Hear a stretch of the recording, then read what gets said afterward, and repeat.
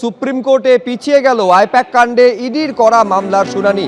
যে হলফনামা দাখিল করা হয়েছে রাজ্য সরকার এবং মমতা বন্দ্যোপাধ্যায়ের তরফে, তার জবাব দেওয়ার জন্য সময় চাইলো এনফোর্সমেন্ট ডিরেক্টরেট। 10 ফেব্রুয়ারি পর্যন্ত পিছিয়ে গেল ইডির মামলার শুনানি, অর্থাৎ পরের মঙ্গলবার এই মামলার শুনানি হবে। ইডির তল্লাশিতে বাধা দেননি মমতা বন্দ্যোপাধ্যায়।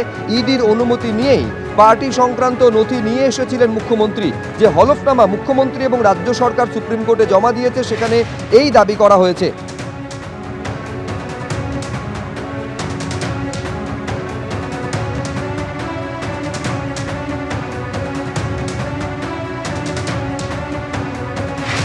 এর আগে 15 জানুয়ারি সুপ্রিম কোর্টে সলিসিটর জেনারেল তুষার মেহতা বলেছিলেন, ইডির কাছে তথ্য ছিল, ঘটনাস্থলে প্রমাণ ও গুরুত্বপূর্ণ জিনিস রয়েছে, তারা স্থানীয় পুলিশকে বিষয়টি জানিয়ে সেখানে যায়।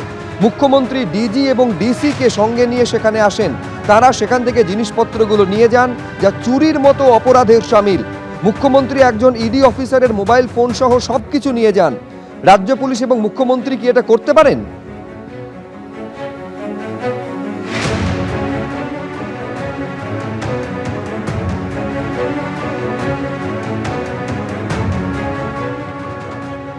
আট তারিখ আপনাদের মনে থাকবে যে একেবারে আইপ্যাকের যিনি কর্তা, তার বাড়িতে, প্রতীক জানের বাড়িতে যখন ইডি তল্লাশি চালাচ্ছে, একেবারে মুখ্যমন্ত্রী পৌঁছে যান এবং তারপর ফাইল সমেত ডিভাইস নিয়ে তিনি বাইরে বেরিয়ে আসেন এবং তারপর সেখানে দাঁড়িয়ে কি বলেছিলেন লাউডন স্ট্রিটে দাঁড়িয়ে দেখাবো আপনাদের।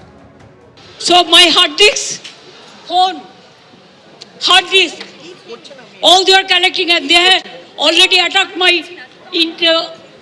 IT office also. In fact, sector 5, I am going there also. Did he raided my IT sector office to collect all of our party hard disk, the candidate list, the party strategy, the party plan. Is it the duty of the ED and Amit Shah? And he's taking away all my party documents.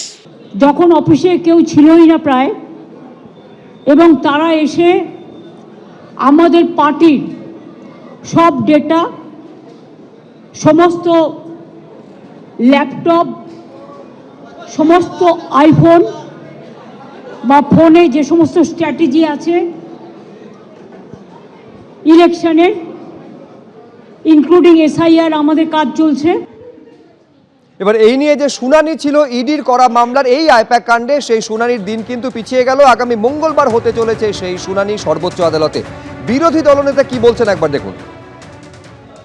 উনি self declare চুরি করেছেন, উনি self declare করেছেন in presence of public.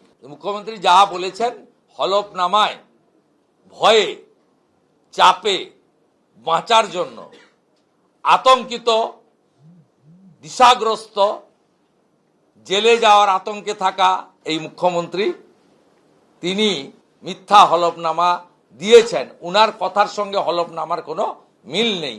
দুটো হলফনামার লেখা আর উনার ওই দিন ভিজুয়াল স্টেটমেন্ট, দুটোকে পাশাপাশি রাখলে একটা বাচ্চা ছেলেও বলে দেবে যে hour chief minister is establish liar. I-PAC কাণ্ডে ইডির তল্লাশি এবং তা নিয়ে বিতর্কের মাঝে কয়লা কাণ্ডে ফের তৎপরতা দেখা দিয়েছে ইডির মধ্যে। একাধিক জায়গায় আজকে সকাল থেকে তল্লাশি শুরু করেছে এনফোর্সমেন্ট ডিরেক্টরেট। 6টি জায়গার ছবি আপনাদের দেখতে পাচ্ছেন। কলকাতার বড়বাজার, দুর্গাপুর, জামুরিয়া, রানীগঞ্জ, কাঁকসা, পূর্ব বর্ধমান এবং পশ্চিম বর্ধমানের পাণ্ডবেশ্বরের ছবি আপনারা দেখতে পাচ্ছেন। কয়লা পাচার মামলায় তদন্তে এবার ওসির বাড়িতে পৌঁছে গেছে এনফোর্সমেন্ট ডিরেক্টরেট। সকাল 6টা থেকে সেখানে তল্লাশি চলছে।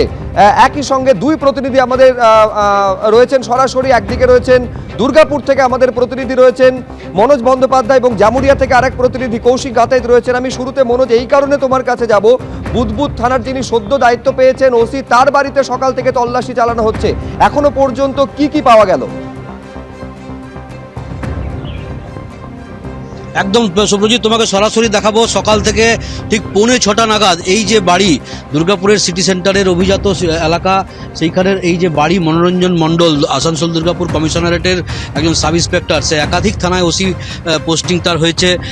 তারপর তুমি জানো যে 2024 সালে তাকে সাসপেন্ড করা হয়। মুখ্যমন্ত্রী ঘোষণা করেছিলেন যে দুর্নীতির সাথে যুক্ত থাকলে সেই পুলিশদের সরিয়ে দেওয়া হবে। ঠিক তার পরের দিনই আমরা দেখেছিলাম যে তাকে সরিয়ে দেওয়া হয়েছিল এবং তারপর সে দীর্ঘদিন তার বিরুদ্ধে ডিপার্টমেন্টাল এনকোয়ারি চলছিল এবং তারপর তিনি এসবিতে জয়েন করেন এবং এসবিতে জয়েন করাকালীনই গত 3-4 দিন আগে তাকে বুদবুদ থানায় পোস্টিং দেওয়া হয়, যদিও তিনি এখনও চার্জ গ্রহণ করেননি।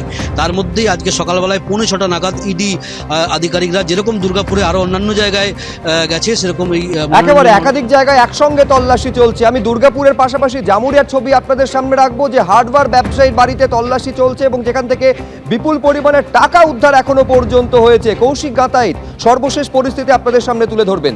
কৌশিক। দেখো সুব্রজিৎ, প্রায় 11 ঘন্টা হতে চললো। প্রসূনকে বলব, এই যে বাড়িটা, এই বাড়ির ভেতরে কিন্তু রয়েছেন ইডির 10 থেকে 12 জন আধিকারিক, রয়েছে কেন্দ্রীয় বাহিনীর জওয়ানরা। এখনও পর্যন্ত কিন্তু তল্লাশি অভিযান শেষ হয়নি। এর মাঝে এক দফায় 3টি বস্তাতে করে টাকা এবং কিছু সোনার গয়না এখান থেকে স্থানীয় যে এসবিআইয়ের ব্রাঞ্চ রয়েছে সেখানে নিয়ে যাওয়া হয়েছে বলে ইডি সূত্রে জানতে পারছি। কিন্তু তারপরও সেই টিমটা আবার ফিরে আসার পরে আবার নতুন করে তল্লাশির কাজ শুরু হয়েছে। এবং যেটা জানা যাচ্ছে যে এই অমিত বানসাল, যার মূল কাজ ছিল হাওয়ালার মাধ্যমে বিভিন্ন জনকে টাকা পাঠানো, না যে এখানে একটা অলিখিত নিয়ম চালু ছিল।